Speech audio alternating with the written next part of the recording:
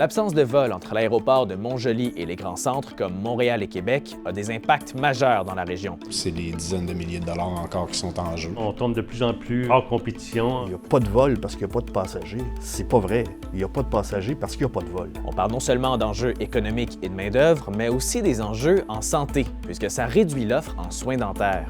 Ça empêche de faire venir des spécialistes une journée, 2 journées, ce qui se faisait avant régulièrement. D'après l'Association des dentistes propriétaires du Québec, l'absence de vol fait non seulement que des centaines de patients doivent se déplacer vers Québec pour se faire soigner, mais aussi que le développement de la relève dans le domaine de la dentisterie est entravé. Selon l'association, bien des jeunes dentistes sont refroidis par le manque de transport entre la région et les grands centres, et ça alors qu'il y a déjà une pénurie de dentistes au Bas-Saint-Laurent et que bien des dentistes propriétaires s'approchent de la retraite. Mais les enjeux de main-d'œuvre, ça ne concerne pas que le milieu de la dentisterie. On tombe de plus en plus hors compétition. Dans l'Ontario, le business a baissé beaucoup. Roch Morel est président-directeur général du groupe SEMA, une entreprise dans le domaine ferroviaire située à Sainte-Flavie. Le temps de transport de ses employés vers des chantiers en Ontario et dans l'ouest du pays a plus que doublé depuis que les vols Montjoly-Montréal ont été interrompus, ce qui augmente ses coûts et rend son entreprise beaucoup moins compétitive.